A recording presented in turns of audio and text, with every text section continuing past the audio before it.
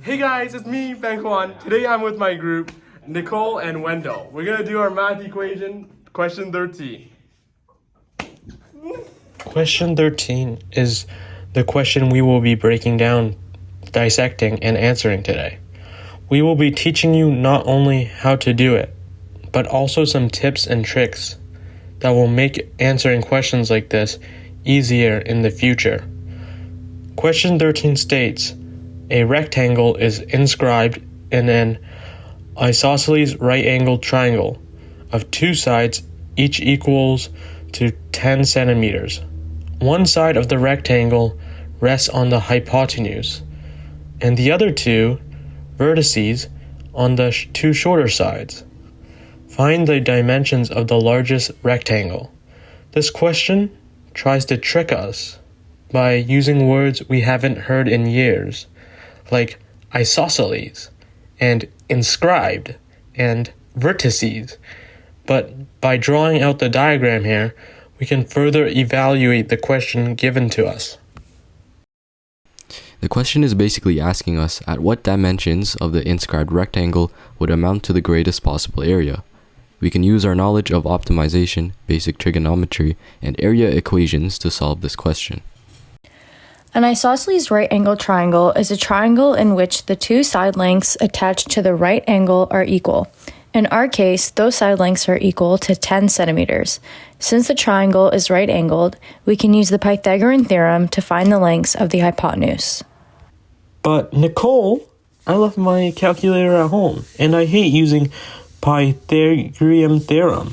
Fun fact, did you know that Pythagoras started a weird cult that worshipped numbers? What a weirdo. Anyways, back to the question.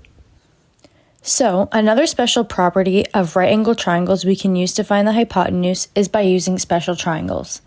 As you can see, for triangles with the angles 45 degrees, 45 degrees, and 90 degrees, and that have two equal side lengths, for now we can call that x, the hypotenuse will be the side lengths times root 2. So, x times root 2. In our case, our hypotenuse will be equal to 10 root 2. In this breakdown, we will use exact values instead of decimals to keep it cleaner and consistent. Now, let's label the variables of our diagram. The area of a rectangle is length times width, and we'll write that here. The length of the rectangle that is along the hypotenuse we will label as L, and the part of the rectangle that connects the hypotenuse to the side length we will label as our width. Since the area of our inscribed rectangle depends on the length and width variables, we will use x as our variable on the lengthwise hypotenuse. A shortcut here that we can use is that since rectangles are composed of four 90-degree angles, this angle right here would also equal 90 degrees, making the two other triangles 90-degree triangles. But wait, Wendell, don't those sides look like they have the same length? I'm glad you pointed that out, Benjamin Quan. A neat property of these types of triangles is that any 90-degree angle from the hypotenuse connected to the other side length, that length that connects it will also be equal to the other side. This is helpful in our problem since the x value we labeled before will also be equal to our width variable of our rectangle. So now that we have our values for width, which is just equal to whatever x is, how can we find an equation for length? We know that our length will be equal to our hypotenuse minus the two x variables here. We know our value of our hypotenuse is equal to 10 root 2, so we can define the length of our rectangle as 10 root 2 minus 2x. Let's put this into one equation. Since the area is equal to length times width, we know our width is equal to x, and our length is equal to 10 root 2 minus 2x. So by simply multiplying the two, we can get our equation for area, which would simplify to this. But Nicole, Miss J told us to write the domain of the problem, or else she will lower our mark. I'm glad you brought that up, Ben. So we know that we cannot have an area equal to 0, and we cannot have a negative area since that would not make sense in context of our question. So by setting our length to 0 in the length equation, we see that any x value that would be equal to or greater than 5 root 2 would make our area negative.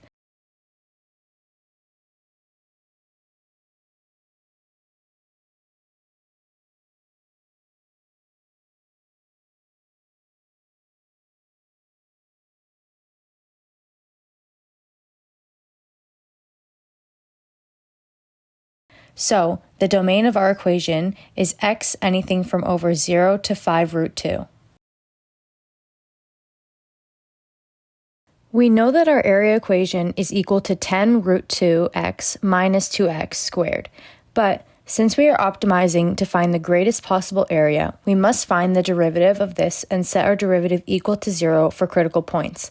In this case, we will be using power rule to find our derivative here. But Nicole, what is the power rule? The power rule states that the derivative of a function can be found by multiplying the degree of a function by its coefficient and then subtracting that degree by 1. For example, 2x to the power of 3 is f at x. To find the derivative of this, we will multiply the degree, which is 3, by the coefficient, which is 2. So the coefficient of our derivative will be 6. Then we must subtract the degree by 1. So f prime at x will be 6x to the power of 2. Now let's use that in our equation here. So now we have the derivative of our function of area, which would be 10 root 2 minus 4x. Then, since we are optimizing to find largest area possible, we must set our derivative equal to 0 to find our critical points. So 0 would be equal to 10 root 2 minus 4x. And now we can solve for x to find out what point is our maximum. By simplifying it, we get that our x is equal to 5 root 2 over 2 centimeters long. Since we know previously that our x is equal to our width, we are already halfway done. We know that our area is equal to length times width. And now we have our width, so it is time to find the length. Hold your horses, Benjamin. How can you be so sure that the value you got is a maximum and not a minimum? Thanks, Wendell. By using a number line of our derivative function, starting at 0 and ending at 5 root 2, we can place our critical point of 5 root 2 over 2 in the middle of 0 and 5 root 2. Now we can use our intuition from advanced function regarding positive or negative intervals by knowing the leading coefficient and the degree, or we can plug in test points to be extra sure. Since the value of 5 root 2 over 2 is approximately 3.5, we can plug into our derivative function a value between 0 and 3.5 to find out if the slope is either increasing, which would be a positive value, or decreasing, which would be a negative value. Let's plug in 1. Our value we get is 10.14. Since this value is positive, we know that the function increases before it reaches the critical point. Now, let's plug in a value after 3.5 and before 5 root 2. 5 root 2's value is approximately 7.07, so any number between those two would work. Let's use 4. After plugging in 4, we see that the derivative is negative after the critical point. If the derivative is increasing before the point and decreasing after that said point, that means that the critical point is indeed a maximum. So now we know we are moving in the right direction and have one of the variables we are looking for, width. Now let's find length. But before we find length, we must find area since we already know what area's equation is and we know what our width is. Our area is defined as 10 root 2x minus 2x squared. We know that x is equal to 5 root 2, so we can just plug that in.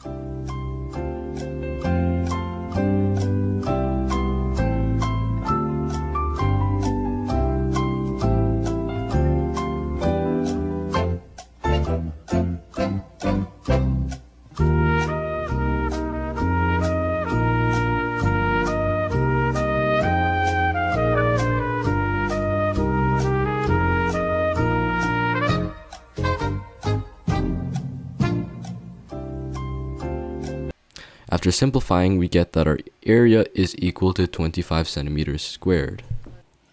And now for our last part, finding the length of the rectangle. This should be pretty easy since we know what our area and width already is. The area of a rectangle is equal to length times width. We know our width is equal to 5 root 2 over 2 centimeters, and our area is 25 centimeters squared. By rearranging the area formula, we get that the length would be equal to area over width. So let's plug it in and simplify. And make sure to remember to rationalize.